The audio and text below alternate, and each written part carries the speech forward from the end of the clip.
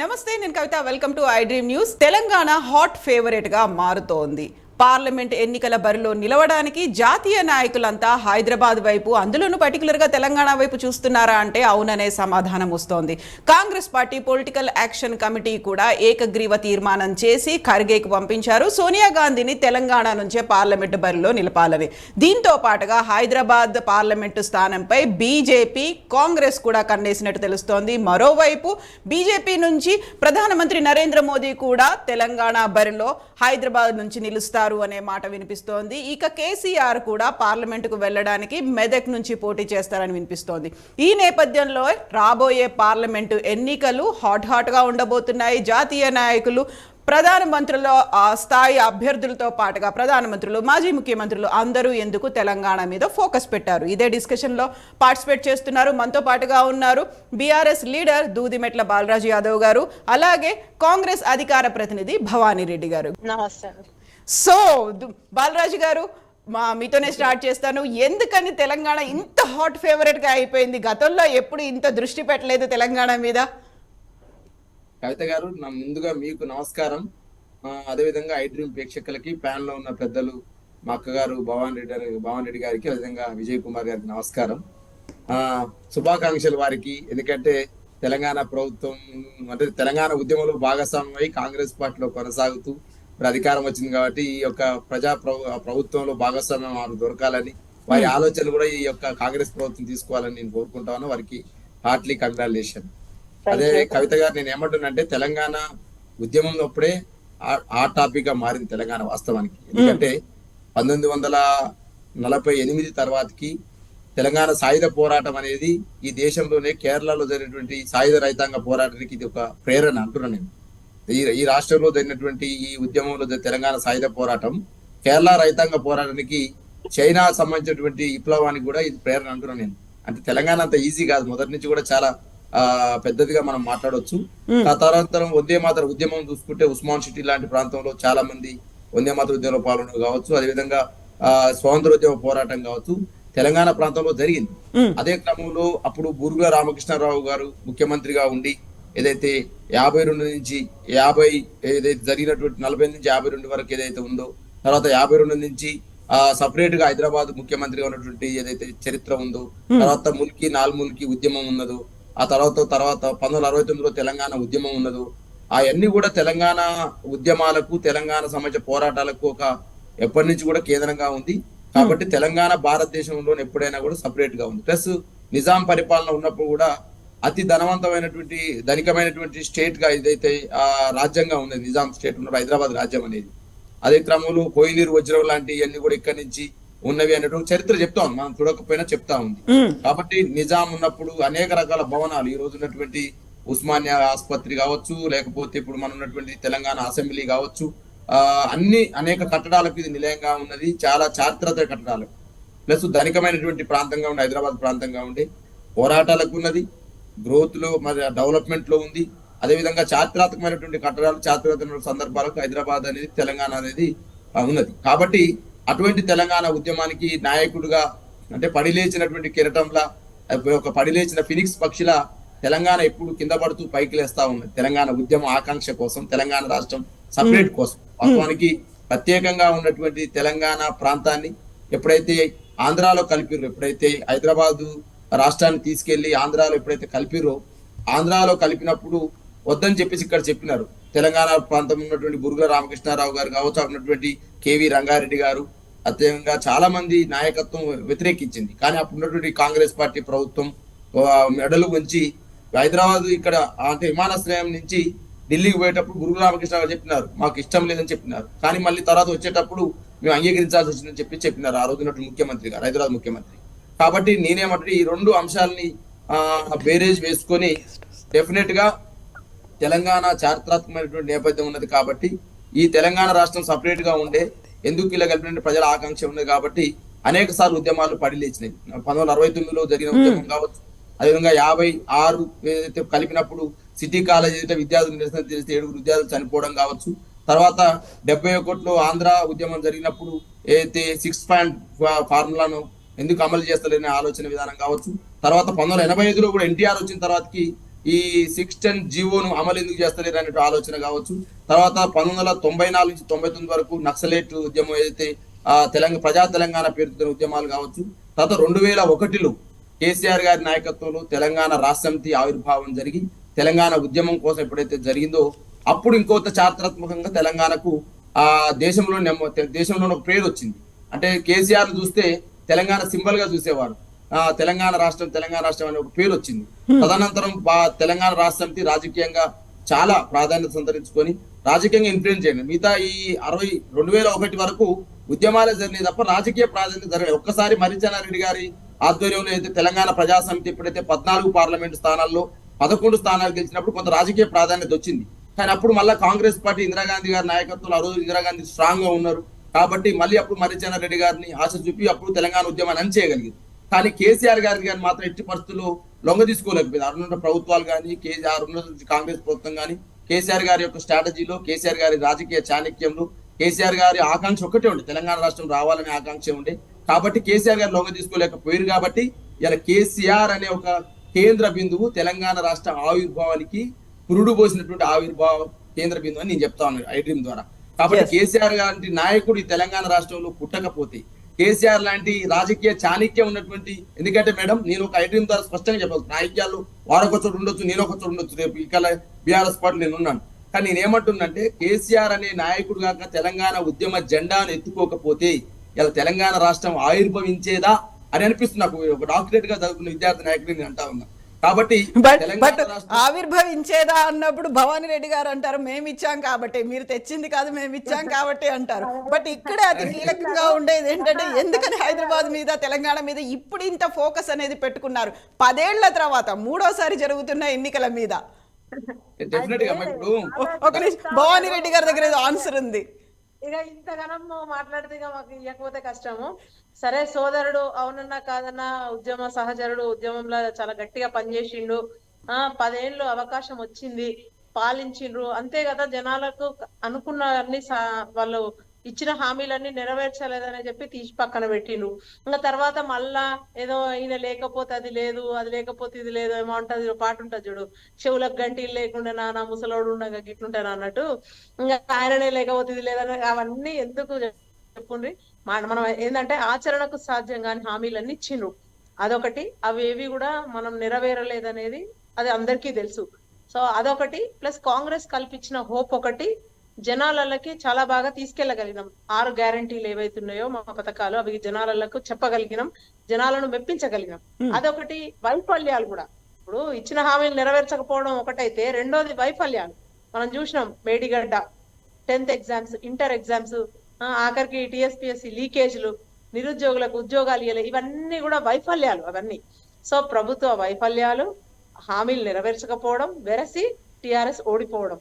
But కించిత్ బాధ ఉంటది. ఇప్పుడు వీళ్ళు కొంచెం కొత్తగా ఇప్పుడిప్పుడే ఆకలింపు చేసుకోవాలి. అరే మనం ఓడిపోయినాం, ప్రతిపక్ష పార్టీలో ఉన్నాము, అది కూడా నేను గెలిపాయంట. చాలా మంచి నంబర్ వచ్చింది 39, they are the best. So నేనేమంటా అంటే మంచి పాత్ర పోషించండి కదా. ఇప్పుడు కాంగ్రెస్ ఇచ్చిన హామీలు ఏవైతుందో అవన్నీ నెరవేర్చే దిశగా మీరందరూ కూడా పోరాటం చేయండి. తర్వాత ప్రజల్లోకి ఇంకా వెళ్ళండి. అంటే ఎందుకు తిరస్కరించిండ్రు ప్రజలు, అరే ఇంత చేసినాక కూడా నిజమే మేము సొక్కమే ఇదంతా ఈ కేసీఆర్ లేకపోతే తెలంగాణ లేదు అనుకున్నప్పుడు కూడా అట్లాంటి కేసీఆర్ నే పక్కన పెట్టిండ్రు అంటే what could be the reason, what else can you know we do better than that అని చెప్పేసి ఇంకా ఆలోచించాలి, ఇంకా పరిణితి పెంచుకోవాలని చెప్తా ఉన్నాం. ఇవాళ నిజంగా కూడా తెలంగాణ ప్రజలందరూ కూడా బలంగా కోరుకున్నారు, ఈ ప్రాంతం అంతా బలంగా కోరుకున్నారు మనకు సపరేట్ తెలంగాణ కావాలని. కానీ ఒకటే సోదరుడు చెప్పింది ఏంటంటే ఓన్లీ కేసీఆర్ అని కాదు సోదరా. మీకు తెలుసు అప్పటి నుంచి 1969 ఎడ్యుకేషన్స్ నుంచి మీరు చెప్పుకుంటూ వచ్చిండ్రు, కానీ మళ్ళంతా కేసీఆర్ కే లింక్ చేసిండ్రు. ఎంతమంది విద్యార్థులు చనిపోయినారు ఆ టైంలో, ఇప్పటికీ కూడా బుల్లెట్లు తగిలి అంటే మొన్న లాస్ట్ చనిపోయింది గద్దర్ గారు. ఇంకా కూడా గజ్వెల్ ప్రాంతంలో ఇంకా నాకు తెలిసి ఇంకా 10 మంది ఉన్నారు బుల్లెట్లు తగిలిన వాళ్ళు, బుల్లెట్లు లోపల బాడీలో ఉన్న వాళ్ళని. సో అలాంటి వాళ్ళని కూడా మీ ప్రభుత్వం గుర్తించలేకపోయింది. 69 ఎడ్యుకేషన్ చేసిన వాళ్ళు, మలిదశ ఉద్యమంలో 70లో అసలు ఎక్కడ కూడా వాళ్ళందరూ కూడా వాళ్ళు అనుకున్నది ఏం గిది కాదని అనుకుంటుండ్రు ఇప్పుడు. సో ఇప్పుడు కరెక్ట్ గా ఆ సుపరిపాలన దిశగా మేము వెళ్తా ఉన్నాము. రాగానే ఫస్ట్ మహాలక్ష్మి స్టార్ట్ చేసినాము. నెక్స్ట్ ఇప్పుడు విద్యార్థులకు, మీరందరూ యూనివర్సిటీ పిల్లలు, మీకు తెలుసు జాబ్ క్యాలెండర్ అనేది ఎంత ఇంపార్టెంట్ అనేది. ఏ ప్రభుత్వాలైనా జాబ్ క్యాలెండర్ రిలీజ్ చేస్తే ఎంత భరోసా ఉంటుంది చెప్పండి పిల్లలు చదువుకునే వాళ్ళకంటే. దాన్ని బట్టి చదువుకుంటారు. కోచింగ్ సెంటర్లలో ఈ టైంలో సరే ఈ ఎగ్జామ్ ఉంది, ఏప్రిల్లో ఇది ఉంది అంటే దీనికి కోచింగ్ తీసుకుంటే అయిపోతుంది. లేదంటే పని కొట్టుకొని చిన్న పిల్లల్ని వదిలిపెట్టి పాలిచ్చే తల్లులు కూడా కోచింగ్ సెంటర్లలో ఉండి, హాస్టళ్లలో ఉండి కోచింగ్ తీసుకున్న పరిస్థితి. ఇలా డిఎస్సి వేయలేదు. సో ఇవన్నీ చాలా అంశాలు ఉన్నాయి. అవన్నీ పక్కన పెట్టి ఆహా ఓహో ఆహా అంతా బాగుంది అంటే ఏమీ బాగాలేదు. అన్ఫార్చునేట్లీ ఇప్పటి కూడా కొంచెం కించిత్తు కొంచెం తగ్గి ఉంటే, కొంచెం మౌనం పాటిస్తే జరిగేటి జరుగుతూ ఉంటాయి. 10 రోజుల దినం కొంచెం మౌనం పాటించాలా, కొంచెం కోఆపరేట్ చేయాలా బాధ్యతాయుతమైనటువంటి ప్రతిపక్షంగా? అంటే కవిత గారు రెండు ఒకటే. అంటే ఎట్లా చెప్పినా అంటే అన్నట్టు ఉంది, కొంచెం ఇక తిట్టను పోరా అన్నట్టే ఉంటది కదా.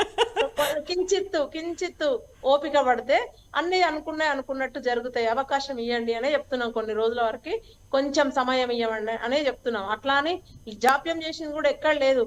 హో అని 10 ఏళ్ల సంధి వాళ్ళు చెప్పుకుంటా వచ్చిండ్రు ఏకకాలంలో రుణమాఫీ అని. మేము 10 రోజులలో డిసిషన్ తీసుకున్నాం. డెఫినెట్ గా రేపు పొద్దున రుణమాఫీ చేయబోతున్నాం. రైతు బంధు కూడా ఇంకెక్కడ అంటారు. కనీసం రైతు బంధు ముందు రిలీజ్ చేసుకోలేకపోయినారు. మేము రాగానే 9 రోజులకి కేటీఆర్ అంటాడు రైతు బంధు ఎక్కడ అంటాడు, హరీష్ రావు అంటాడు రుణమాఫీ ఎక్కడ అంటాడు. అరే మీరు 10 ఏళ్ళు పట్టింది, మీకు ఇంకా చేస్తూనే ఉన్నారు రుణమాఫీ. మేము ఇప్పుడే చేస్తామంటున్నాం కదా 10 రోజులలోనే. సో కొంచెం ఓపిక, కొంచెం తోడ్పాటు.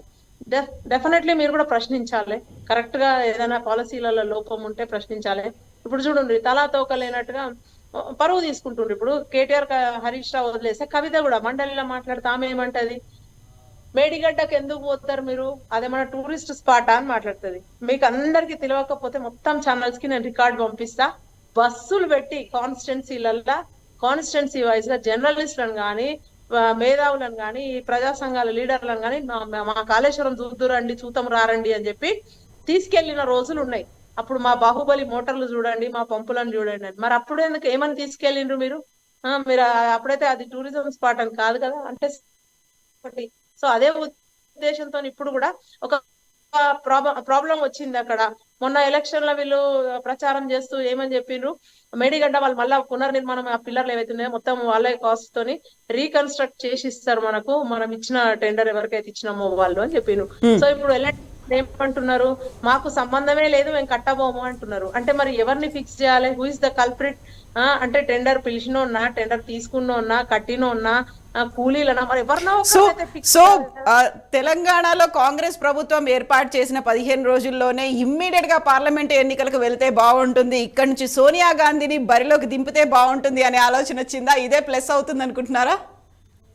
అలా అని కాదు, కానీ గతంలో కూడా ఇందిరాగాంధీ గారు మెదక్ నుంచి పోటీ చేసిండ్రు. సో అదే వారసత్వ కొనసాగింపుగా ఒకంత ఇప్పుడు గెలిచిన ఉత్సాహంలో ఉన్నాం కాబట్టి పోటీ చేయమని అడగడం జరిగింది. పార్లమెంట్ ఎన్నికల మీద ఇప్పుడు అవునన్నా కాదన్నా 2 నెలల్లో నోటిఫికేషన్ వస్తుంది, దాని మీద కాన్సన్ట్రేట్ చేయాలి. కాబట్టి ఇవాళ మా పిఎస్సి మీటింగ్ జరిగింది. అందులో ఈ 2 పార్లమెంట్ ఎలక్షన్ పోవడం ఒకటి, సోనియా గాంధీ గారిని పోటీకి చేయమనడం ఒకటి, ఆ 2 దాంతోనే వాళ్ళు అభ్యర్థించబోతున్నారు తనని. అంటే తను మేడం సేస్ ఎస్, మాకందరికి కూడా మంచి అనిపిస్తుంది. అంటే అధినేత్రి వచ్చి సాక్షాత్ తను ఇక్కడ పోటీ చేస్తే ఇంకా ఉత్సాహంతో 17 వాళ్ళు అన్నట్టు అంతకు ముందు అన్నారు కదా సారు కారు 16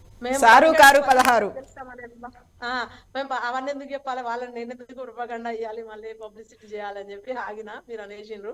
సో అట్లా మేము 17 ధైర్యం ఉంటది అభ్యర్థులలో, గెలుస్తామనే నమ్మకం ఉంటది. కాబట్టి తను ఉంటే బాగుంటదని అనుకున్నాం. సో ఇక్కడ భవానీ గారు 17కు 17 అనుకున్నప్పుడు గతంలో అసదుద్దీన్ ఓవైసీ రాహుల్ గాంధీకి ఒక ఛాలెంజ్ విసిరారు. మీకే నిజంగా ప్రేమ ఉంటే, మీకే పోటీ చేయాలనుకుంటే, మీకే తెలంగాణ హైదరాబాద్ మీద అంత ప్రేమ ఉంటే నా మీద పోటీ చేసి గెలవండి అనే మాట అన్నారు. రాహుల్ గాంధీ కూడా వస్తారా?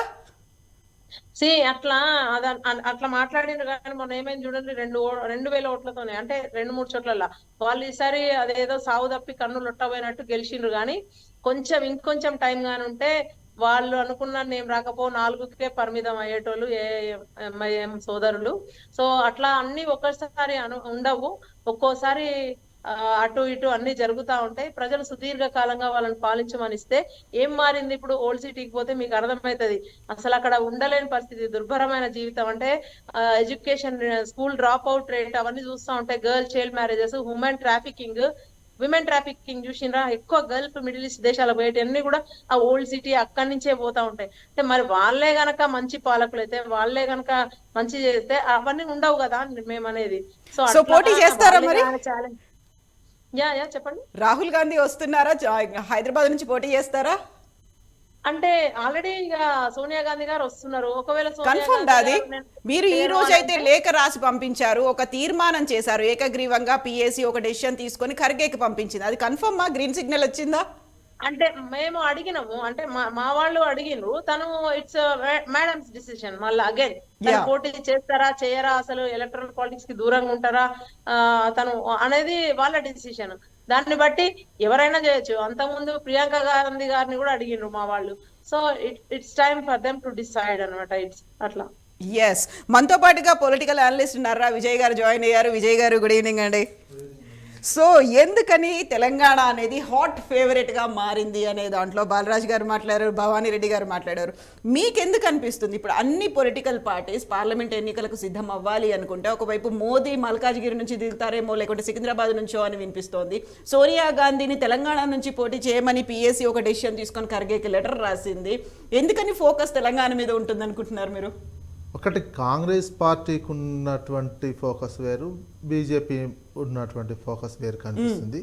కాంగ్రెస్ పార్టీకి ఏంటంటే నార్త్ ఇండియాలో బేస్ పోయింది. వాళ్ళకి సొంత బేస్గా ఉన్నటువంటి నెహ్రూ కుటుంబం బేస్గా ఉన్నటువంటి ఉత్తరప్రదేశ్లో కూడా వాళ్ళు కూడా గెలవలేనటువంటి పరిస్థితికి కనిపించింది. ఎందుకంటే రాహుల్ గాంధీ ఓడిపోయి వాళ్ళు సౌత్ చూసుకున్నారు, కేరళ చూసుకుంటున్నారు. ఇప్పుడు మళ్ళీ సోనియా గాంధీ కూడా అలాంటి పరిస్థితి వస్తుందా ఉత్తరప్రదేశ్లో అనే ఒక భయం కావచ్చు. సౌతే వాళ్ళకు బేస్. కర్ణాటక ఏమవుతుంది, మళ్ళీ ఇప్పుడు కర్ణాటకలో కాంగ్రెస్ పార్టీ ఎంపీ సీట్లు అన్ని గెలిచే అవకాశం కనిపించటం లేదు. వాళ్ళకు ఉన్నటువంటి లేటెస్ట్గా గెలిచినటువంటి కొంచెం అధికారం ఉన్నటువంటిది తెలంగాణ కనిపిస్తుంది. అటువంటి నేపథ్యంలో సోనియా గాంధీని ఇక్కడి నుంచి పోటీ చేయమని అడుగుతున్నారు. అంటే పోటీ చేయమని వీళ్ళు అడుగుతున్నారంటే ఇప్పుడు గెలిచినటువంటి అక్కడి నుంచి కూడా ఒక సిగ్నల్ ఉండి ఉంటుంది, మేము చేస్తాం ఒక ఆలోచన. ఎందుకంటే ఉత్తరప్రదేశ్లో పరిస్థితులు బాగాలేవు. మళ్ళీ ఇప్పుడు బీజేపీ మూడోసారి గెలుస్తుందా అనే ఒక ఇప్పుడు 3 రాష్ట్రాలు గెలవటంతో ఆ రకమైనటువంటి చెప్పడం జరుగుతున్నది. ఆ నేపథ్యంలో బేస్ వాస్తవానికి ఉత్తర భారతదేశంలో కాంగ్రెస్ పార్టీకి బేస్ మొత్తం పోయినట్టు. ముఖ్యంగా ఇంకా ఉత్తరప్రదేశ్లో స్వయంగా రాహుల్ గాంధీ అంటే నెహ్రూ ఇందిరాగాంధీ కుటుంబమే ఓడిపోయేటువంటి సిచ్యువేషన్ ఉన్నది. కాంగ్రెస్ పార్టీ ఎంత మల్లికార్జున ఖార్గే ప్రెసిడెంట్గా ఉన్నప్పటికీ వీళ్ళ వెనక వైపు వీళ్ళ రాజకీయమే నడుస్తున్నటువంటి నేపథ్యంలో ఉత్తరప్రదేశ్లో సోనియా గాంధీ కూడా ఏమైనా ఇబ్బందికరమైనటువంటి పరిస్థితి ఎదుర్కొంటూ పోతుందా, అలాంటిది మళ్ళీ అక్కడ నిలబెట్టి అలాంటిది రాకుండా చూసుకోవడం కోసం ఒక ప్రయత్నంలో భాగంగా సౌత్లో, ముఖ్యంగా తెలంగాణలో, సౌత్లో వస్తే కర్ణాటకలో పోటీ చేయొచ్చు, కర్ణాటక కాదు తెలంగాణనే తీసుకుంటున్నటువంటి నేపథ్యంలో ఇప్పుడు కొత్తగా గెలిచినటువంటి నేపథ్యం అది కాంగ్రెస్ పార్టీకి ఉన్నటువంటిది. ఇక బీజేపీ ఏంటంటే మోడీని ఎందుకు తీసుకొస్తున్నారు ఇక్కడ అనే విషయం చూసినట్లయితే, మోడీ పోటీ చేయాలని ఒక డిమాండ్ ఎందుకు వస్తుందంటే వాళ్ళకి సౌత్లో జీరో కాబట్టి ఒక పెద్ద ఫేస్గా ఉన్న మోడీని పెట్టి మనం ఎందుకు ఇప్పటివరకు జీరో అంటే కర్ణాటకలో ఉంది, కానీ ఈ మధ్యకాలంలో సౌత్లో అన్ని అసెంబ్లీలో ఓడిపోయినటువంటి పరిస్థితి కనిపిస్తుంది. ఓడిపోతే సౌత్ నుంచి ప్రధానమంత్రినే ఉన్నట్లయితే కర్ణాటకతో పాటు తెలంగాణ ఇతర సౌత్లో ఏమైనా ఎఫెక్ట్ ఉంటుందేమో అనే ఒక అంచనాతోటి సౌత్ నుంచి మోడీని పోటీ చేయాలి తెలంగాణ నుంచి అనేది ఒక డిమాండ్ వాళ్ళ పార్టీని. ఈ రకమైనటువంటి అంటే మన అస్తిత్వం ఏమైనా దెబ్బతీస్తున్నారా? నార్త్ ఇండియన్స్ గుజరాత్ వాళ్ళు వచ్చి తెలంగాణలో ఈ రకమైనటువంటి చేస్తుంటే మన తెలంగాణ అస్తిత్వం ఏం కావాలి అనే ప్రశ్న కూడా రాబోతుంది. ఆ నేపథ్యంలో ఈ పార్లమెంట్ ఎలక్షన్లో ఇద్దరు కనుక సోనియా గాంధీ అదేవిధంగా మోడీ కనుక వచ్చి ఇక్కడ పోటీ చేసినట్లయితే తెలంగాణ అస్తిత్వ సమస్య కూడా ప్రజల్లో చైతన్యవంతం అయ్యే అవకాశం మళ్ళీ కనిపిస్తుంది. ఎలక్షన్కు డిఫరెంట్ ఫలితాలు వస్తున్నటువంటి అందుకే ఇప్పుడు కర్ణాటకలో మన కాంగ్రెస్ గెలిచింది, పార్లమెంట్లో అన్ని స్థానాలు గెలిచే అవకాశం కనిపించటం లేదు. ఇక్కడ కూడా అలాంటి పరిస్థితి ఎలక్షన్కు తేడా ఉంటున్నది దేశంలో ఎక్కడ చూసినా. ఇప్పుడు కూడా మధ్యప్రదేశ్లో కంపల్సరీగా మన కాంగ్రెస్ వస్తుంది అనుకున్నటువంటి సిచ్యువేషన్లో కాంగ్రెస్ రాలేనటువంటి పరిస్థితి బీజేపీ వచ్చింది. ఛత్తీస్గఢ్లో మళ్ళా వస్తామనుకున్న కాంగ్రెస్ రాలేదు. రాజస్థాన్లో పరిస్థితులు మారుతున్నటువంటి నేపథ్యంలో వాళ్ళు ఆ రకంగా కాంగ్రెస్ పార్టీ ఇక్కడ పొలిటికల్ అఫైర్స్ కమిటీ ఆ రకంగా ఆలోచించి సోనియా గాంధీని ఇక్కడ తీసుకొచ్చి పెట్టాలని వీళ్ళు ఆలోచన చేసిన హైకమాండ్ నుంచి కూడా అలాంటిది ఏమైనా సూచన ఉన్నట్టయితే కనిపిస్తుంది. సో తెలంగాణకి సంబంధించి చూస్తే 17 సీట్లు మాత్రమే ఉన్నాయి. ఆంధ్రప్రదేశ్లో కంపేర్ చేసుకుంటే చాలా తక్కువే ఉన్నాయి. భవానీ రెడ్డి గారు నిజంగానే తెలంగాణ మీద ఫోకస్ పెట్టాలి అనుకుంటే, దక్షిణాది నుంచే కంటెస్ట్ చేయాలి అనుకుంటే వై నాట్ ఆంధ్రప్రదేశ్? అక్కడ నుంచి ఎందుకు కంటెస్ట్ చేయొద్దు? ఇప్పటిదాకా అయితే అక్కడ నుంచి అసలు బోనీయే జరగలేదు. సోనియా గాంధీ కనుక అక్కడ నుంచే కంటెస్ట్ చేశారనుకోండి, అక్కడ బేస్ కూడా పెరుగుతుంది అనేది లేదా? ఇప్పుడు నర్రా విజయ్ గారు మాట్లాడింది ఎట్లుందంటే పగబట్టి కాంగ్రెస్ పార్టీ మీద అట్లా మాట్లాడినట్టుంది. మొన్న కూడా ఒక రోజు ఎగ్జిట్ పోల్స్ రోజు ఆ రోజు we came like to SIT in the same debate అన్నట్టు ఇద్దరం కలిసి కూర్చున్నాం. పగబట్టింది ఏముందండి, ఉన్న వాస్తవమే చెప్తుంటే చెప్తా వినండి. పగబట్టుడు ఏముంటది ఇందులో గురించి మాట్లాడేటప్పుడు కూడా కాంగ్రెస్ సభ్య ఏం లేదు ఏం రాదు 20 వస్తే మహా ఎక్కువ అన్నారు. ఆ రికార్డు ఉంది. ఇప్పుడు స్వప్న గారు ఉన్నారు. 20 వస్తుందని నేనేమనలేవు. అది కాంగ్రెస్ అధికారం రాకపోవచ్చు అని చెప్పిన 20 వస్తుంది. ఇప్పుడు ఇందులో పగబట్టినట్టే ఉంది. సోనియా గాంధీ విషయం చెప్పండి. సరే సోనియా, అది కాదండి మా అభిప్రాయాలు చెప్తున్నప్పుడు మీరు సోనియా గాంధీ విషయం చెప్పండి. నేను చెప్పిన మోడీ విషయం చెప్పినా, సోనియా గాంధీ విషయం చెప్పినా మీరు ఎవరొద్దన్నారండి? పోటీ చేయొచ్చు. నేను అదే చెప్తున్నా కదా, పోటీ చేయొద్దని మేము సోనియా గాంధీని పోటీ చేయొద్దని నేను చెప్పినానండి. మేము సోనియా గాంధీని తెలంగాణలో పోటీ చేయొద్దని చెప్పింది నేనేమన్నా? నేను సోనియా గాంధీ ఎందుకు పోటీ చేయబోతున్నారు, మీరు ఎందుకు డిమాండ్ పెట్టినారు, మీరు ఉత్సాహంగా ఉన్నటువంటిది. నార్త్ లో బేస్ పోయింది, నార్త్ లో మీ బేస్ లేదు కదా. రాహుల్ గాంధీ గారు ఓడిపోయారు కదా. నెహ్రూ ఇందిరాగాంధీ కుటుంబం రాహుల్ గాంధీ గారు ఓడిపోతేనే వాయనాడు ఉంచుకున్నారు కదా కేరళ. మీకు సౌత్ ఇండియానే అంతే కదా. మీరు ఇప్పుడు ఎందుకు మీరు ఇండియా టీమ్ లో ఉన్నటువంటి మధ్యప్రదేశ్ లో ఇండియా టీమ్ లో ఉన్న సిపిఎం ని కలుపుకోలేకపోయారు, ఉత్తర రాజస్థాన్ లో కలుపుకోలేకపోయారు, అఖిలేష్ యాదవ్ దూరం అవుతున్నారు. మీకు బేస్ పోయింది అక్కడ, బేస్ పోయినందుకే ఇక్కడ వస్తున్నారు కదా. మీ బేస్ పోయింది. మీరు నార్త్ ఇండియాలో మీకు నూకలు చెల్లాయి. నార్త్ ఇండియాలో మీరు ఉత్తరప్రదేశ్లో గెలవలేనటువంటి సిచ్యువేషన్ ఏర్పడింది మీ అధినాయకత్వానికి. మీ అధినాయకత్వం అంటే మల్లికార్జున ఖర్గే మీ అధినాయకత్వం. కానీ అయినప్పటికీ ఇందిరాగాంధీ నెహ్రూ ఫ్యామిలీకి సంబంధించినటువంటి వాళ్ళు ఉత్తరప్రదేశ్లో గెలవలేనటువంటి సిచ్యువేషన్కి వచ్చారు. అందుకే మీరు ఈ కార్యక్షేత్రాన్ని ఎంచుకున్నారు. సౌత్ ఇండియాలో ఉన్న కార్యక్షేత్రాన్ని ఎంచుకుంటున్నారు. అప్పుడు ఇందిరాగాంధీ ఉన్నప్పుడు నార్త్ ఇండియాలో కూడా కాంగ్రెస్ పార్టీ చాలా ఊపులో ఉన్నది. అదొక అవకాశం కోసం ఇక్కడ పోటీ చేశారు. ఇక్కడ ఇప్పుడు మోడీ చేస్తున్నది ఆ రీజన్. మోడీ నార్త్ ఇండియాలో ఇప్పుడు ఒక వెలుగుతున్నటువంటిది ఉంది. సౌత్ ఇండియాలో వాళ్ళ అడుగు కోసం, వాళ్ళ బేస్ కోసం ఇక్కడ తెలంగాణలో పోటీ చేయాలని వాళ్ళు కోరుతున్నటువంటిది. మీది ఉత్తరప్రదేశ్లో, ఉత్తర భారతదేశంలో మొత్తం బేస్ కోల్పోయి వెతుక్కుంటూ సౌత్ ఇండియాకు వస్తున్నటువంటి సిచ్యువేషన్ కనిపిస్తుంది కాంగ్రెస్ పార్టీది. ప్లస్ ఇండియా కూటమిలో పెట్టుకొని ఇండియా కూటమిలో మీకు సఖ్యత లేనటువంటి సిచ్యువేషన్ కనిపిస్తున్నది. అఖిలేష్ యాదవ్ కానీ, మమతా బెనర్జీ కానీ, అదేవిధంగా సిపిఎం పార్టీకి సంబంధించినటువంటి వాళ్ళు మన ఎందుకు మధ్యప్రదేశ్లకు ఒక్క దగ్గర గెలవాలని మీకు అధికారం అయిపోయిందా? కర్ణాటకలో గెలవాలనే మీకు మాట్లాడితే మమ్మల్ని అన్ఫార్చునేట్లీ మీరు పిలిస్తే మాకు బాధ అవుతుంటది. ఎక్కడైనా పోటీ చేయొచ్చు. మీరెవరైనా చెప్పడానికి అడగోల్పోయిన అవును పోతది, అక్కడ పోతది, అదే క్వశ్చన్ అండి. ఒకవేళ ఇప్పుడు తెలంగాణలో అధికారం చేపట్టింది కాబట్టి ఇక్కడ నుంచి పోటీ చేస్తున్నారా? నిజంగానే సౌత్ లో ఒక పట్టు సాధించాలి, కర్ణాటక తెలంగాణ తర్వాత అనుకుని ఆంధ్రప్రదేశ్ ఎందుకు కాదు అనేది అట్లేం లేదు. గతంలో ఒక సెంటిమెంట్ ఎవరు మన ఇందిరాగాంధీ గారు నుంచి పోటీ చేసినప్పుడు ప్రధానమంత్రి అయిన నెక్స్ట్ అంటే మెదక్ గెలిచినాము, అట్లా మాకొక సెంటిమెంట్ ఉంది. ఇప్పుడు కూడా ప్రధానమంత్రి అయితే ఎవరన్నా మా వాళ్ళు కాంగ్రెస్ పార్టీ అధికారంలోకి వస్తుంది, సెంటిమెంట్ మాకుంటది. యాగాలు యజ్ఞాలు చేస్తా ఉంటారు, ఎవరి సెంటిమెంట్ వాళ్ళది. మేము ఓన్లీ పోటీ చేస్తాం అంటున్నాము. స్వతంత్ర భారతదేశంలో ఎవరైనా ఎక్కడైనా పోటీ చేయొచ్చు.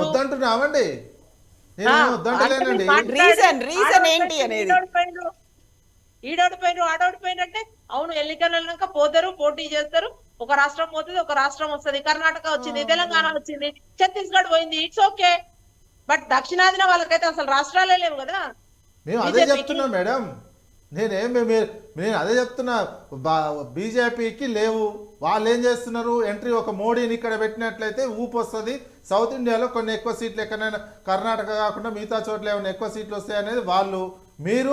మీరెందుకు వస్తున్నారు, మీరెందుకు తెలంగాణ కార్యక్షేత్రం అవుతుంది మీకు? నార్త్ ఇండియాలో మీ బేస్ పోయింది, ఉత్తర భారతదేశంలో మీకు బేస్ పోయింది, అన్ని చోట్ల ఓటర్లు అవుతున్నారు. స్వయంగా ఇందిరాగాంధీ నెహ్రూ కుటుంబాలే ఓడిపోతున్నాయి. అదే చెప్పిన ఒక సెంటిమెంట్ నేపథ్యంలోనే తెలంగాణకి నుంచి పోటీ చేయాలి అనే ఆలోచన, అంతేనా? కేవలం ఒక సెంటిమెంట్. ఎస్, ఒక సెంటిమెంట్ ఒకటి. మిగతా వాళ్ళందరిలో 17 ఎంపీలు గెలవాలి అన్న ఇది వస్తుంది. సో పార్టీ శ్రేణులు అందరూ కూడా బాగా పని చేస్తారు. అట్లా ఒక మెసేజ్ అన్నమాట. దానిదేముంది, ఎవరైనా ఎక్కడి నుంచి చేయొచ్చు. సో బాలరాజు గారు, ఒక సెంటిమెంట్ ఉంది, ఇక్కడ గెలిచినట్టయితే కేంద్రంలో అధికారం కూడా తీసుకోవచ్చు, ఆ నేపథ్యంతోనే ఇక్కడ బరిలోకి దిగాలి అనేటువంటి ఒక ఆలోచన. ఇంతకుముందు భవన్ రెడ్డి గారు ఒప్పుకోలేదు. కేసీఆర్ గారి నాయకత్వంలో ఏం జరిగిందంటే పాప ఒప్పుకోకపోవచ్చు. వారు కూడా అంతరాత్మకు తెలుసు ఈ రోజు రేవంత్ రెడ్డి సీఎం కావడానికి కారణం ఎవరు? కేసీఆర్ గారు తెలంగాణ ఉద్యమమే. లేకపోతే దూదిమెట్ల బాలరాజు యాదవ్, భవాన్ రెడ్డి, లేకపోతే ఈ రోజు తెలంగాణ సమాజంలో ఎలుగుతున్న నాయకులు ఎవ్వరు కూడా కేసీఆర్ తెలంగాణ ఉద్యమం వల్లనే వచ్చినారు. ఆ తెలంగాణ ఉద్యమానికి ఆద్యుడు, ఆరంభకుడు, ప్రారంభకుడు, ఈ తెలంగాణ రాష్ట్ర ఆవిర్భావానికి కారకుడు కేసీఆర్ అని 100 మార్లు బల్లగుద్ది చెప్పగలరు. మీరు ఏరే పార్టీ కూడా చెప్పలేకపోవచ్చు. నేనేమంటున్నంటే, మరి 18 రాష్ట్రాల డిమాండ్ ఉన్నాయి భారతదేశంలో.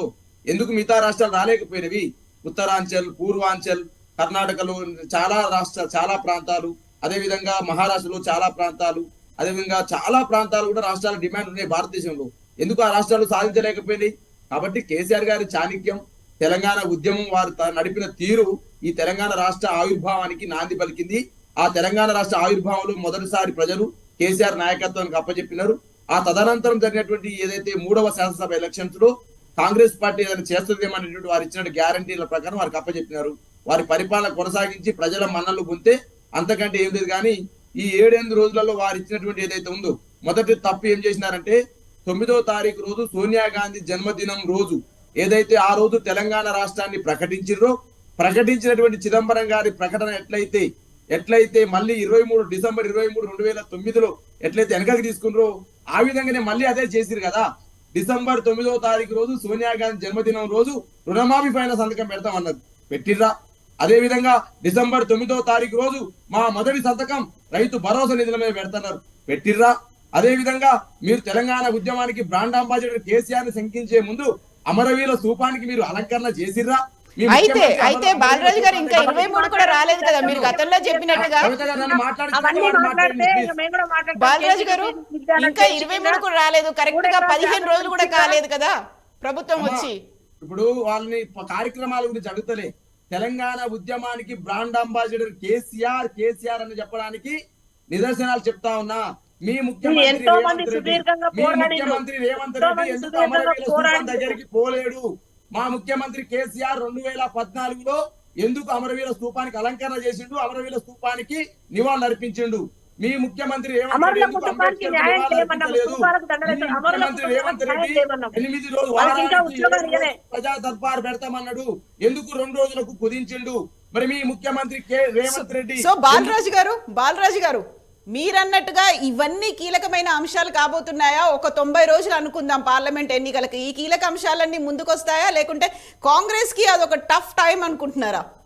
100% అమ్మ. ఇప్పుడు నిన్న మధ్యప్రదేశ్ కోల్పోయింది, మాసారి మన రాజస్థాన్ కోల్పోయింది, ఛత్తీస్గఢ్ కోల్పోయింది. ఛత్తీస్గఢ్ లో 11 పార్లమెంట్ స్థానాలు ఉంటవి, రాజస్థాన్ లో 25 పార్లమెంట్ స్థానాలు ఉంటవి.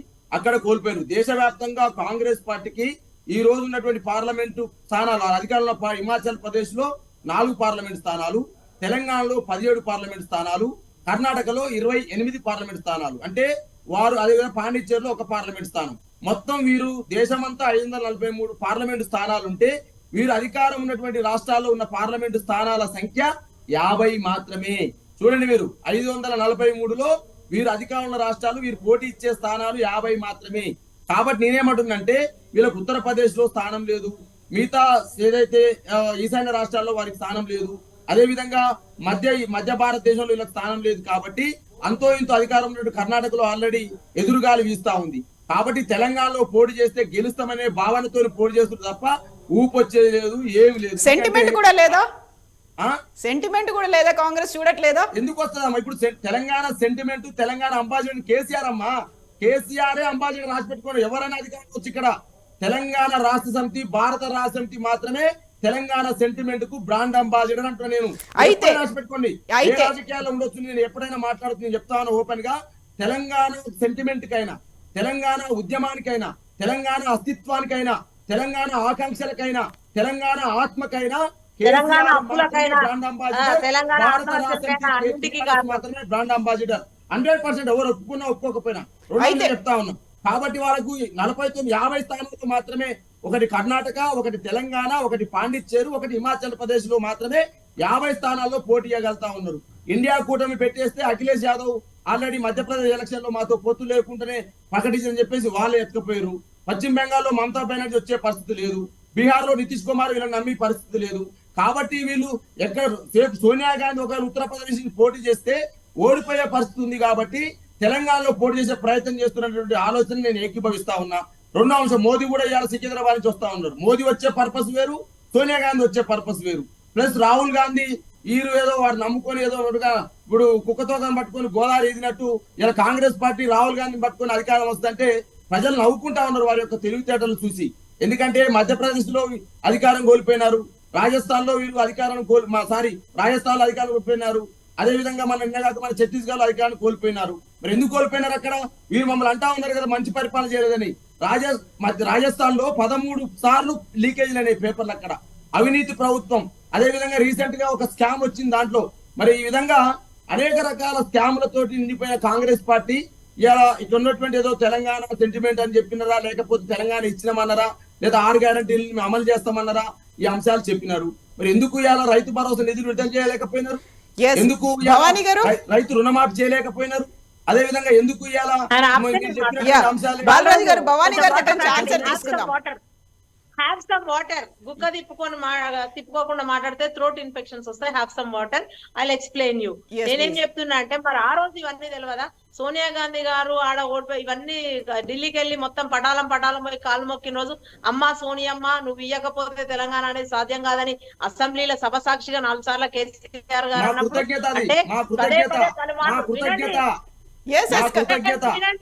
నేను మాట్లాడినా మధ్యలో భవానీ గారిని మాట్లాడి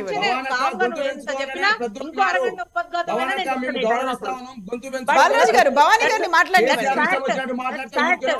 సోనియా గాంధీ గారు కనుక మీరు మాట్లాడితే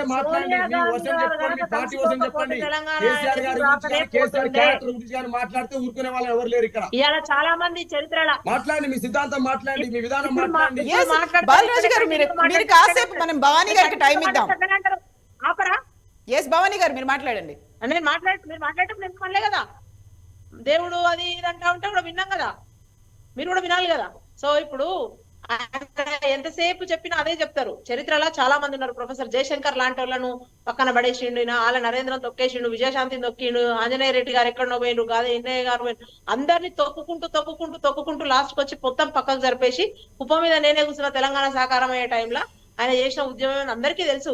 సరే ఒకంత మీరు అన్నట్టుగా ఒక పాయింట్ దగ్గర ఓకే అనొచ్చు, నడిపిండు ఉద్యమం. అందరు కూడా అప్పుడు కోదండరామ్ సార్ లాంటి వాళ్ళు కూడా సరే ఎవరో ఒకరు ముందుకు పోవాలి, మిగతా వాళ్ళందరం సపోర్ట్ చేయాలన్నారు. 2009 తర్వాత జేఏసీ పొలిటికల్ జేఏసీ రాకపోతే తెలంగాణ వచ్చి ఉండేదా? అందరు కూడా సబ్బండ వర్గాలు ఏకమై రోడ్డు మీద టూల్ డౌన్ చేసి, రోడ్ల మీద రాస్తారోకోలు చేసి, వంట వార్పులు చేయకపోతే తెలంగాణ వచ్చి ఉండేదా? అంత అయిపోయినాక వచ్చి మాట్లాడే కేటీఆర్ కవితలు కూడా ఇలా మాట్లాడడానికి అయినరు. వాళ్ళ పాత్ర ఏంది ఉద్యమంలో? సో ఇప్పుడు మీరు నేను పోరాడినంత కూడా వాళ్ళు పోరాడలేదు కదా. అది ఎప్పుడు వచ్చినామా, ఎవరు వచ్చిండ్రా, అవన్నీ బంద్ పెడితే, అవును బలమైన ఆకాంక్ష మనది, తెలంగాణ వచ్చింది, దాన్ని బంగారపు తునక చేస్తానడు, అది ఇతర తునక ఏ తునక కూడా చేయలేకపోయిండు. అవునన్నా కాదన్నా ప్రజలకు నచ్చలేదు, పక్కన పెట్టిండ్రు, ప్రతిపక్ష పాత్ర ఇచ్చిండ్రు, పోషించండి. అది మళ్ళా 5 ఏళ్ల తర్వాత కాంగ్రెస్ కూడా ఫెయిల్యూర్స్ చూపిస్తే, ఒకవేళ సక్సెస్ కాలేకపోతే కాంగ్రెస్ కూడా పక్కన పెట్టమని చెప్తున్నాము, అంతే కదా. దానిలో పోటీ చేస్తారు అనుకుంటాము, అనుకున్నాయన్నీ నెరవేరుతాయా? ఇప్పుడు మరి మీరు కూడా పార్టీ పెట్టిండ్రు కదా, ఏదో చేద్దామని మీరు కూడా పెట్టిండ్రు కదా. అయితే అయితే భవానీ గారు ఇప్పుడు విజయ్ గారి క్వశ్చన్ కావచ్చు. టిఆర్ఎస్ పార్టీ ఒక నిమిషం, నాకు వీడియో సమ్ డిస్టర్బెన్స్ వచ్చింది. టిఆర్ఎస్ ఉన్నదాన్ని బీఆర్ఎస్ గా మార్చిండ్రు.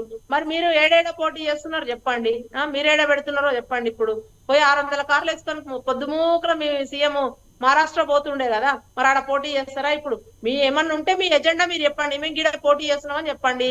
మీకు స్వాగతించేంత మనసు లేకపోతే మీరు స్వాగతించకండి. 120 సంవత్సరాల చరిత్ర ఉన్న కాంగ్రెస్ పార్టీ బీఆర్ఎస్ కదా, మరి మీరు కూడా దుకాణం అంటే తెలంగాణ తీసేసింది కదా. వినండి, నేను కూడా చెప్తున్నా కదా, అంటే ఎవరో ఏదో చేద్దామని మస్తు అనుకుంటారు, అయ్యేదే అంతేది. ఏమంటారు కదా, కోతికైనా గీత చక్కగా ఉండాలని. ఈసారి మాకు గీత చక్కగా ఉంది, మేము అధికారంలోకి వచ్చినాము. ఒక కడుపు మంటతోనే ఇక మొత్తం భవానీ గారు చక్కగా ఉన్న గీతతో పార్లమెంట్ లో ఎన్నొస్తాయి స్థానాలు అనుకుంటున్నారు?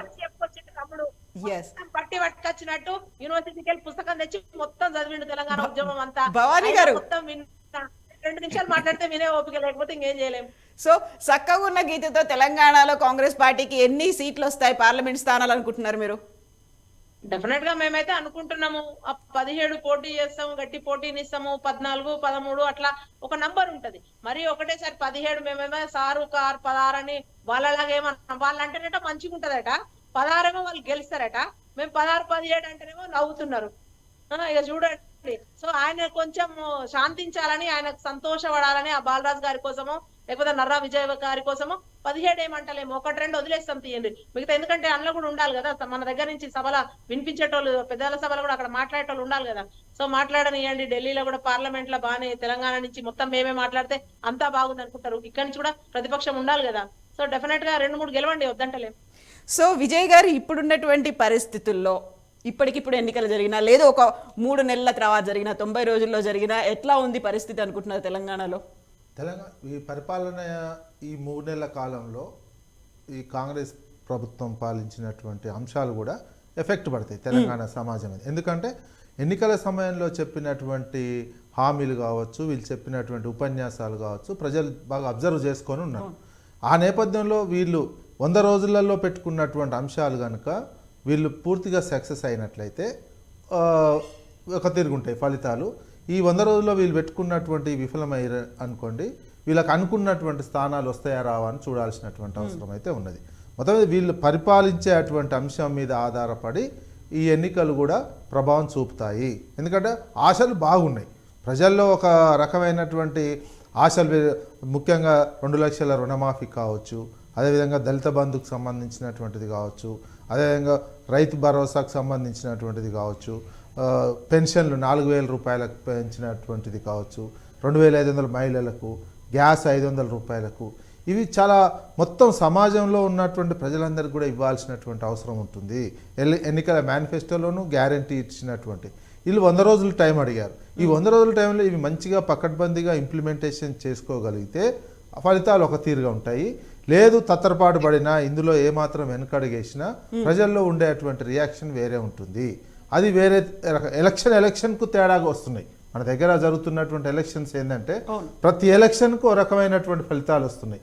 మనకు తెలంగాణలో జరిగే దుబ్బాక ఫలితం ఒక రకంగా వచ్చింది, హుజురాబాద్ ఫలితం ఓ రకంగా వచ్చింది, జిహెచ్ఎంసీ ఫలితాలు ఓ రకంగా వచ్చినాయి, మునుగోడు ఫలితం ఓ రకంగా వచ్చింది. తర్వాత ఈ ఎలక్షన్ అసెంబ్లీ ఎన్నికల ఫలితాలు ఓ రకంగా వచ్చాయి. పార్లమెంట్ ఎలక్షన్ ఫలితాలు కూడా వేరే రకం. ఎందుకు వస్తాయంటే వచ్చినట్టు అంటే గతంలో మధ్యప్రదేశ్లో కాంగ్రెస్ పార్టీ గెలిచింది. అప్పుడు కర్ణాటకలో కూడా ఎక్కువ సీట్ కాంగ్రెస్కి వచ్చినాయి. కానీ పార్లమెంట్ స్థానాలు మొత్తం బీజేపీకి రావడం జరిగింది. ఈ రకమైనటువంటి ఎలక్షన్ భారతదేశంలో రాజకీయంగా గతంలో ఉన్నట్టు ఒక 15 ఏళ్ళ క్రితం ఉన్నటువంటి రాజకీయ పరిస్థితులు, ప్రజల్లో అవగాహన ఏ ఎలక్షన్కి ఆ ఎలక్షన్కు మారుతూ వస్తున్నాయి. స్థిరంగా ఉండట్లేదు. ప్రజల యొక్క అభిప్రాయాలు, ప్రజల యొక్క మూడ్స్, ప్రజల్లో ఉన్న ప్రజాస్వామిక చైతన్యం కావచ్చు ఒకే తీరుగా ఉండటం లేదు. ప్రతి ఎలక్షన్కు మారుతున్నాయి. ఇక్కడ కూడా మనకు వచ్చింది కదా, ఇప్పుడు వచ్చేసినాయి, మేము 63 స్థానాలు 65 స్థానాలు గెలిచేసినాము అనేటువంటి దాంతో వీళ్ళు ఇచ్చినటువంటి హామీలు కనుక ఈ 100 రోజుల్లో చేయలేకపోయినట్లయితే ఆ ప్రభావం ప్రజల మార్చి 17 వీళ్ళు డెడ్ లైన్ మార్చి 17 అన్నట్టు 100 రోజులు. ఆ మార్చి 17 లోపు ఇవన్నీ పకడ్బందీకి ఇంప్లిమెంటేషన్ చేయాలి. లేకపోతే అనేక ఎలక్షన్ రిజల్ట్స్ కూడా వీళ్ళు అనుకున్నంత ఫలితాలు వస్తాయా రావా అనేది చూడాల్సినటువంటి అవసరమే ఉంటుంది తప్ప ప్రజల్లో ఇచ్చినటువంటి హామీల మీద ఆ అంశం ఆధారపడి ఉంటుంది. ఇమీడియట్గా మరోవైపు టీఆర్ఎస్ పార్టీ కూడా వీళ్ళు చేస్తున్నటువంటి వీళ్ళు ఇచ్చినటువంటి హామీలను నిరంతరం గుర్తు చేస్తూ కనిపిస్తుంది. అసెంబ్లీలో చూసినట్లయితే అసెంబ్లీకి సంబంధించినటువంటి అంశం తీసుకున్న గవర్నర్ ప్రసంగానికి సంబంధించినటువంటి పెట్టారు, ప్రభుత్వం పెట్టింది. గవర్నర్ ప్రసంగ అంశం మీద ముఖ్యమంత్రి గారు స్పష్టంగా సమాధానం చెప్పాల్సినటువంటి అవసరం ఉండే. ఇళ్ళని ఆర్థికంగా దివాలా తీసిందని చెప్పారు, అప్పుల పాలైందని చెప్పారు. వీటికి సంబంధించి ఏ రకంగా అప్పుల పాలైపోయింది, ఈ రకంగా అప్పుల పాలైతే మేము ఏ రకంగా దీన్ని అధిగమిస్తాము అనే అంశాన్ని గవర్నర్ ప్రసంగంలో ముఖ్యమంత్రి గారు చెప్పలేకపోయారు. కేవలం విమర్శలు చేసుకుంటూ పోయారు తప్ప కరెక్ట్గా దానికి సంబంధించినటువంటి మొత్తం పెట్టారు. గవర్నర్ ప్రసంగంలో మీ అభిప్రాయం, మీ ఉద్దేశం, మీ లక్ష్యాలు అనేది పెట్టారు. ఆ లక్ష్యం కంటే కూడా మొత్తం రాష్ట్రం దివాలా తీసింది, ఆర్థికంగా దివాలా తీసిపోయింది అనే పదం అయితే ఉపయోగించడం జరిగింది. ఆర్థికంగా ఏ రకంగా దివాలా తీసినటువంటిది చెప్పి మేము దీన్ని ఏ రకంగా అధిగమిస్తాము అనే అంశాన్ని కనుక గవర్నర్కు ధన్యవాదాలు తెలిపే తీర్మానంలో ముఖ్యమంత్రి గారు చెప్పలేకపోయారు. పూర్తిగా విమర్శలకే ఎక్కువగా సమయం ఇచ్చారు తప్ప ఈ అంశం. అదేవిధంగా విద్యుత్ రంగ వ్యవస్థ కూడా అప్పుల పాలు చేశారు అన్నారు. దాన్ని అప్పుల పాలు అయిపోయినట్లయితే మేము దీన్ని ఏ రకంగా సవరిస్తాము, మాకున్న లక్ష్యం ఏంది, మాకున్నటువంటి టార్గెట్స్ ఏంది, మాకున్న ఒక్కొక్క దాని మీద మేము ఈ టార్గెట్స్ ఈలోపు పూర్తి చేస్తాము, ఈ టార్గెట్ ఈలోపు పూర్తి చేస్తాము, మాకున్న సొంత వనరులు ఏంది, ఇతరుల వనరులు ఏంటి, మాకున్న ఓన్ ట్యాక్సెస్ ఎన్ని వస్తున్నాయి, కేంద్రం నుంచి ఏ రకమైనటువంటి పన్నులు వస్తున్నాయి, మేము ఏ రకంగా అప్పులు చేయబోతున్నాం. అప్పు చేయండి అయితే కుదరనటువంటి అప్పులు చేసినటువంటి సమస్య ఎట్లుందంటే ఆర్బీఐ కూడా మననే రిపోర్ట్ ఇచ్చింది. ఆ రోజు గవర్నర్ ప్రసంగం ధన్యవాదాలు తెలిపిన రోజు ఆర్బీఐ కూడా రిపోర్ట్ ఇవ్వడం జరిగింది. ఏమని చేసినటువంటి అప్పులు తెలంగాణ పూర్తిగా క్యాపిటల్ ఎక్స్పెండిచర్ కిందనే ఉన్నాయి. 5 లక్షల కోట్ల అప్పు ఉన్నట్లయితే జిఎస్డిపి 14 లక్షల కోట్లు. 5 లక్షల అప్పు చేసినటువంటి నేపథ్యంలో నీకు 14 లక్షల కోట్లకు సంబంధించినటువంటి ఆస్తి కనిపించింది జిఎస్డిపి. ఆ రకంగా ఉన్నది. అది ఆరోగ్యకరమైనటువంటి అప్పు కిందనే ఉన్నది అనేది ఆర్బీఐ కూడా చెప్తున్నటువంటిది. దీన్ని ఏ రకంగా మేము ఈ పథకాలకు మనకు ఓన్ ట్యాక్సెసే మనకి ఇప్పుడు 75%. దేశంలో ఓన్ ట్యాక్సెస్ తోటి నడుస్తున్నటువంటి రాష్ట్రాలు 5-6 రాష్ట్రాలు ఉన్నాయి. అందులో మన తెలంగాణ ఉన్నది. తెలంగాణ, గుజరాత్, మహారాష్ట్ర, హర్యానా, కర్ణాటక ఈ రాష్ట్రాలు మాత్రమే ఓన్ ట్యాక్సెస్ తోటి చాలా పకడ్బందీగా ఉన్నటువంటిది కనిపిస్తుంది. ఇవే కాక ఓన్ ట్యాక్సెస్ కాబట్టి కేంద్రం నుంచి ఏ రకమైనటువంటిది ఇచ్చినటువంటి హామీలను ఈ ఓన్ ట్యాక్సెస్ ద్వారా వస్తున్నటువంటి ఆదాయాన్ని ఏ రకంగా చేస్తారు, అంతకు మించి ఇవ్వడం జరిగినది. కాంగ్రెస్ పార్టీ ఇచ్చినటువంటి గ్యారంటీలలో ఏంటంటే వస్తున్నటువంటి ఆదాయానికి మించి డబల్ రేట్లో ఇచ్చినటువంటి నేపథ్యంలోనే వీళ్ళు ఏ రకంగా అడ్జస్ట్ చేస్తారు. ఇవన్నీ కూడా గవర్నర్కు ధన్యవాదాలు తెలిపినటువంటి తీర్మాన సమాధానం చెప్పాల్సినటువంటి అవసరం ఉండే. ముఖ్యమంత్రి గారు అది మిస్ అయ్యారా మరి మరో సందర్భంలో పద్దుల మీద చర్చ ఇప్పుడు ఉండదు, అది బడ్జెట్లో ఉంటుంది. పద్దుల మీదకి సంబంధించినటువంటి చర్చ మరి నెక్స్ట్ 2 డేస్లలో ఏమేమి అసెంబ్లీలో ఏం చెప్తారో చూడాల్సినటువంటిది. బేసిక్గా గవర్నర్కు ధన్యవాదాలు తెలిపినటువంటి పెట్టినటువంటి గవర్నర్ ప్రసంగంలో ప్రభుత్వ ఉద్దేశం దివాలా తీసింది, రాష్ట్రం దివాలా తీసిందనే పదానికి ఆ చేసినటువంటి మాటకు పూర్తి స్థాయి వివరణ మాత్రం ముఖ్యమంత్రి గారు ఇవ్వలేకపోయారు. సో బాలరాజు గారు, ఇప్పుడు కేసీఆర్ కూడా పార్లమెంట్ ఎన్నికల బరిలో ఉంటారు అనే మాట వినిపిస్తోంది. 10 ఏళ్ల తర్వాత ఇప్పుడు మళ్ళీ ఎంపీగా కంటెస్ట్ చేయబోతున్నారు అనేది మెదకే అని వినిపిస్తోంది. ఇప్పుడు సోనియా గాంధీని కూడా మెదక్ నుంచే బరిలోకి దించాలని కాంగ్రెస్ పార్టీ ఆలోచిస్తోంది. కేసీఆర్ కూడా మెదక్ వైపే చూస్తున్నట్టు తెలుస్తోంది. ఓకే మేడం, నేనేంటంటే ఇంతవరకు కవిత గారు ఊహాగానాలు తప్ప ఎవరు ఎక్కడి నుంచి పోటీ చేస్తారనే ఒక క్లారిటీ అయితే రాలేదు. ఒక భారత రాష్ట్రం అధికార ప్రతినిధిగా పార్టీ నుంచి ఎటువంటి సమాచారం లేకుండా మీకు న్యూస్ లో చెప్పడం అనేది అది మంచిది కాదు. నేను ఏమంటున్నానంటే డెఫినెట్ గా కేసీఆర్ గారు ఇలా శాసనసభాపక్ష నేతగా మా బీఆర్ఎస్ పార్టీ ఎమ్మెల్యేల బృందం ఎన్నుకున్నది కాబట్టి శాసనసభాపక్ష నేతగా మరి శాసనసభలో వారి అవసరం ఉన్నది. ఈ రాష్ట్రంలో ఉన్నటువంటి అధికార ప్రతిపక్షము ఏం చేయాలనేటువంటి ఎందుకంటే 39 సీట్లు ఇచ్చినారు, 37.99% ఓట్లు వేసినారు, మాకు 87,53,000 ఓట్లు వేసినారు. వాళ్ళకు 92 లక్షలు వేస్తే మాకు 87 లక్షలు వేసినారు. అంటే వారికి మాకు 4.5 లక్షల తేడా మాత్రమే ఓట్ల శాతం. ఓట్ల శాతంలో చూస్తే 2% మాత్రమే. కాబట్టి నేను ఏమంటే ఒక బలమైన నిర్మాణాత్మకమైన ప్రతిపక్ష పాత్ర పోషించమని చెప్పేసి ఆ ప్రజలు తీర్పిచ్చినప్పుడు ఆ ప్రజల యొక్క పక్షాన్ని నిలబడాల్సింది శాసనసభాపక్ష నాయకుడుగా కేసీఆర్ గారు ఉంటే బాగుంటుందని చెప్పేసి మా బీఆర్ఎస్ పార్టీ ఎమ్మెల్యేలు అందరూ కూడా ఆ రోజు ఏకగ్రీయంగా ఎన్నుకోవడం జరిగింది. నేను ఏమంటున్నంటే తెలంగాణ సంబంధించినటువంటి రాష్ట్రంలో కేసీఆర్ గారి యొక్క పాత్ర, కేసీఆర్ గారి యొక్క భవిష్యత్తు నిర్మాణ ఏదైతే ఉందో, నిర్మాణాత్మక పాత్ర ఏదైతే ఉందో రేపు భవిష్యత్తులో తేల్చబోతా ఉన్నాం. అదే క్రమంలో కాంగ్రెస్ పార్టీకి మేమేమనుకున్నామంటే వాస్తవానికి ఉమ్మడి ఆంధ్రప్రదేశ్ లో కావచ్చు, తెలంగాణ ప్రాంతంలో కావచ్చు, మరి వాస్తవంగా 3 సార్లు అంటే దక్షిణాది రాష్ట్రాలలో దక్షిణ భారతదేశంలో 3వసారి సీఎం అయినటువంటి చరిత్ర లేకుండే ఆ చరిత్రను కేసీఆర్ గారు తిరగరాస్తారని చెప్పేసి మేము అనుకున్నాం. కానీ ఆంధ్రప్రదేశ్ ఏదైతే కొనసాగిందో 2 సార్ల తర్వాతకి అధికారాన్ని మారుస్తాం అనేది మళ్ళీ తెలంగాణ కూడా రిపీట్ అయిందని నేను భావించడం తప్ప మా మీద ఏదో వ్యతిరేకత ఉండి మా పరిపాలన మంచిగా లేదనో, కేసీఆర్ గారి పరిపాలన బాగాలేదనో తీర్పిచ్చారనేటువంటి అంశాలు అనేవి అసంబద్ధం. ఎందుకంటే ఓట్ల శాతం చూసుకున్నా, అదేవిధంగా ఓట్లు పడ్డటువంటి బట్ ప్రభుత్వం నుంచి ప్రతిపక్షంలోకి అయితే మారారు, ఒక మార్పు అనేది అయితే వచ్చింది. రాజకీయాల్లో కవిత గారు నేను ఏమంటున్నంటే కవిత గారు రాజకీయాలు ఒక్కసారి భవానీ గారి దగ్గరికి వెళ్దాం. భవానీ గారు, ఇప్పుడు మొన్నటి పార్లమెంట్ సంబంధించి చూసుకుంటే బీజేపీకి అయితే 4 స్థానాలు ఉన్నాయి, కాంగ్రెస్ కి 3 ఉంటే 3 కూడా ఎమ్మెల్యేలుగా గెలిచారు, 3 మంత్రులు అయిపోయారు. సో ఓవరాల్ గా 17 పార్లమెంట్ స్థానాలకు సంబంధించి కాంగ్రెస్ లో అయితే విపరీతమైనటువంటి కాంపిటీషన్ మొదలైపోయినట్టుంది.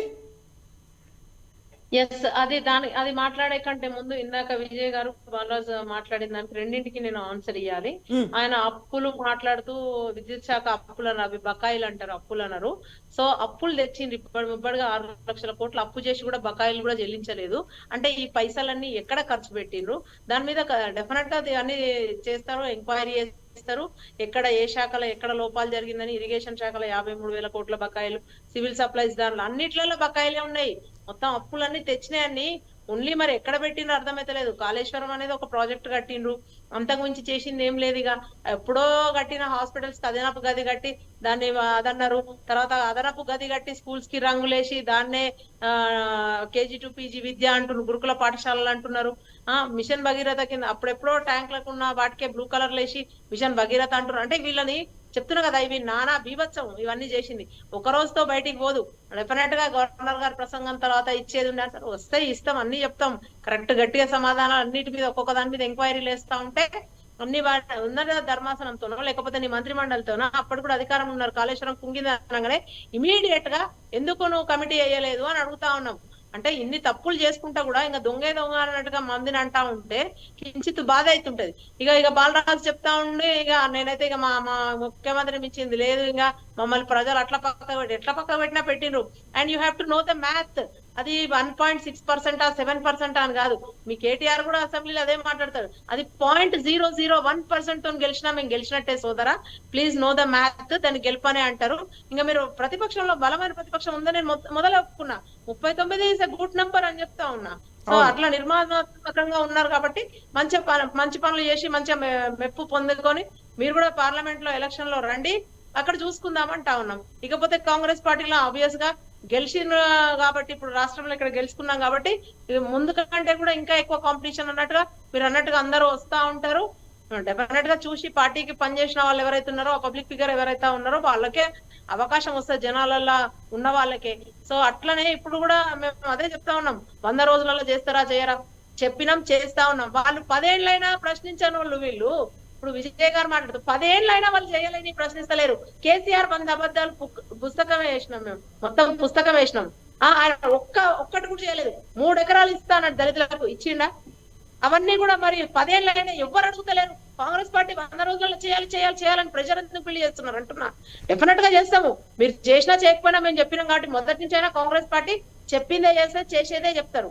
సో మీరు పెద్ద ఉలిక్కి పడాల్సి అయ్యో చేస్తే మన పరిస్థితి ఎట్లా అని టెన్షన్ పడాల్సింది తప్ప మీరు చేసేది ఏం లేదు. ఇంకా బాలరాజు గారు నేను ఏమంటే ఇప్పుడు దళితులకు 3 ఎకరాల మీద ఊరికే మాట్లాడతారు వీళ్ళు. 6,999 మంది దళితుల లబ్ధిదారులకి ఇదేనండి 17,068 ఎకరాలు 768 కోట్లు ఖర్చు పెట్టి దళితులకు 3 ఎకరాలు ఇచ్చినాం మేము. భారతదేశం ఆంధ్రప్రదేశ్ లో 1956 నుంచి ఆగండి చెప్తున్నా కదా అక్క, నేను చెప్తున్నా వినండి, నేను చెప్తున్నా వినండి. 1956 నుంచి 2014 వరకు ఈ రాష్ట్రంలో పంచబడ్డటువంటి భూమి, అసైన్డ్ భూమి ఎంత చెప్పినాక 34,000 ఎకరాలు మాత్రమే. మేము 2015లో ఈ పథకం ప్రారంభించి 2023 వరకు మేము దళితుల కోసం పంచినటువంటి భూమి ఎంత తెలుసా? 17,068 ఎకరాలు. 768 కోట్లు ఖర్చు పెట్టాము. 6,999 అద్దెలకు 3 ఎకరాల భూమి ఇచ్చాము. మేము 3 ఎకరాల భూమి ఇచ్చాను. లెక్కలు చెప్తా ఉన్నా నేను ఆర్టీఏ కట్టండి మీకు వస్తుంది. నేను ఏమంటున్నా అంటే మీరు కేసీఆర్ గారి ప్రభుత్వాన్ని ప్రజలలో పలసన చేయడం కోసం అనేక రకాల దుష్ప్రచారాలు చేసినారు. సంతోషం, మీరు చేసిన దుష్ప్రచారాలు తెల్లం కాబోతా ఉన్నాయి భవిష్యత్తులో.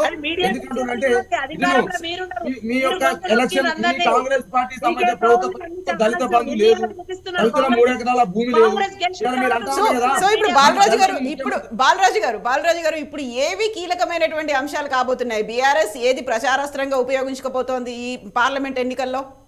ఖచ్చితంగా కాంగ్రెస్ పార్టీ ఏదైతే ప్రజలకు అలుగాని హామీలు ఏదైతే ఇచ్చిందో, ఆ అలుగాని హామీలు ఏదైతే ఉందో 2 లక్షల రుణమాఫీ, రైతు భరోసా నిధులు, అదేవిధంగా ఆసరా పింఛన్ సంబంధించినటువంటి నిధుల విడుదల, 2 లక్షల ఉద్యోగాల సంబంధించినటువంటి ప్రకటన, అదేవిధంగా బీసీ సంబంధించిన 42% రిజర్వేషన్ ఇస్తామని చెప్పి అన్నారు.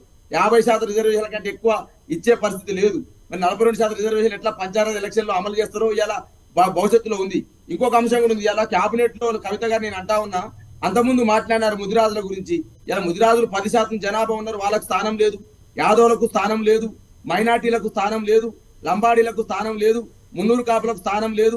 మరి ఈ కేబినెట్ లో ఎవరున్నారు అనేది కూడా ఇలా తెలంగాణ ప్రజలు చర్చించుకుంటా ఉన్నారు. రెండో అంశం నేను చెప్తా ఉన్నా, వీరేదైతే తెలంగాణ వాదం అనేది చెప్తా ఉన్నారో, ఇలా మా కారు స్టీరింగ్ నడిపేటువంటి నాయకుడు అధికారం లేకున్నా ఉన్నా తెలంగాణకు అంబాసిడర్ ఆయనే, బ్రాండ్ అంబాసిడర్ ఆయనే, బ్రాండ్ ఇమేజ్ ఆయనే. మీ నాయకుడు ఎవరైతే ఎల్పీ లీడర్, మీ నాయకుడు శాసనసభ లీడర్ ఉన్నాడో ఆ లీడర్ ఎక్కడ ఉన్నాడు, ఎవరు స్టీరింగ్ నడుపుతా ఉన్నారు, ఎవరు దాన్ని తోలుతా ఉన్నారు, ఎవరు డ్రైవ్ చేస్తా ఉన్నారు, తెలంగాణ ప్రజలు గమనిస్తా ఉన్నారు. ఆ డ్రైవర్ మాత్రమే డ్రైవర్ సీట్ లో కూర్చుంది రేవంత్ రెడ్డి. ఇంజన్ ఆయిల్ పోసేదంతా ఎవరు పోస్తా ఉన్నారు, దానికి డీజిల్ ఓలు పోస్తా ఉన్నారు, దానికి ఎవరు ఇన్పుట్స్ అందిస్తా ఉన్నారు, ఎవరు సమక్షం ఇవ్వాల. పడాందా వేణుగోపాలట ఎవరు అడ్వకేట్ జనరల్ అండి? ఆయన ఎక్కడో చంద్రబాబు నాయుడు నాయకత్వంలో పనిచేసిన అడ్వకేట్ జనరల్ వచ్చి ఇలా తెలంగాణ హైకోర్టు కాబోతా ఉన్నారు. నేను ఏమంటున్నానంటే నియామకాలు ఎవరు చెప్తే చేస్తా ఉన్నారు, పరిపాలన ఎవరు చెప్తే చేస్తా ఉన్నారు. మీ నాయకుడు ఎక్కడ ఎవరి చీరింగ్ ఎవరి చేతిలో ఉన్నాడు. కాబట్టి అన్ని ప్రజలు గమనిస్తారు. రేపు పార్లమెంట్ ఎలక్షన్స్ లో మీరు ఇచ్చినటువంటి అలువుగాని హామీలను డెఫినెట్ గా చెప్తాను కదా. తెలంగాణ ప్రగతి భవన్ గురించి చాలా విమర్శలు చేశారు.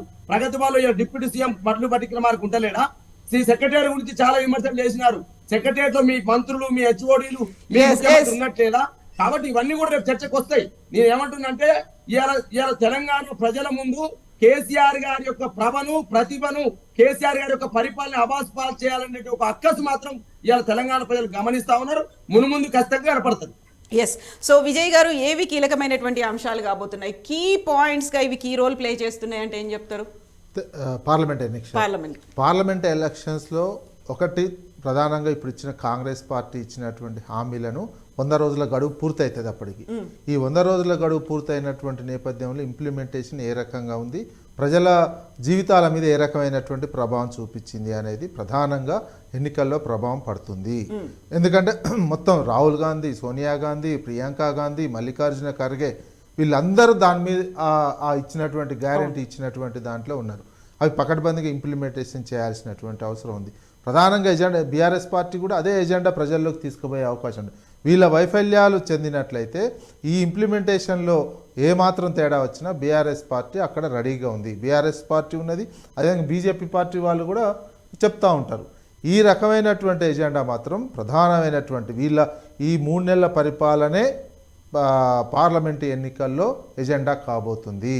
ఈ 3 నెలల ఇప్పుడు మన 65 గెలిచాము, ఒక ఊపుతోటి గెలిచాము అనే అటువంటి అంశము పార్లమెంట్ ఎన్నికల్లో పనిచేసేది తక్కువ మాత్రమే. ఆ ఊపు ఇప్పటికేమైంది 10-15 రోజుల నుంచే తెలియదు. ఎందుకంటే ఇచ్చినటువంటి హామీలు ఏంటంటే డేట్లు చెప్పారు వాళ్ళు 9వ తేదీన మేము ఇది చేస్తాము, 2 లక్షల రుణమాఫీ చేస్తాము, ఇవన్నీ చెప్పడంతో ప్రజల్లో మరింత ఓహో చేస్తారో ఏమో అని ఒక నమ్మకం కలిగింది. కానీ ఆ 9వ తారీఖు దాటిపోయిన తర్వాత చేయకపోయేసరికి ఆ రకమైనటువంటి ఒక ఉన్నటువంటి దాంతో ప్రజల్లో రకమైనటువంటి ఆలోచన క్రమంగా మొదలవుతుంది. ఉన్నటువంటి అపోజిషన్ కూడా చాలా గట్టిగా ఉన్నటువంటి నేపథ్యంలో ఈ అంశాలన్నీ ప్రజల్లోకి తీసుకుపోతారు పార్లమెంట్ ఎలక్షన్లు. ఇవే ప్రధానమైనటువంటి ఎజెండాగా పనిచేస్తుంది. ఇక నెక్స్ట్ ఒకవేళ సోనియా గాంధీ అదేవిధంగా మోడీ గారు ఇక్కడనే వచ్చి పోటీ చేశారనుకోండి, అప్పుడు తెలంగాణ అంశం కూడా మరింత అస్తిత్వం అంశం కూడా ముందుకు వచ్చే అవకాశం ఉంటుంది. ఎందుకంటే నార్త్ ఇండియన్స్ వచ్చి మన తెలంగాణ మీద పడుతున్నారే అనే ఒక భావం ప్రజల్లోకి కూడా వచ్చే అవకాశం ఉంటుంది.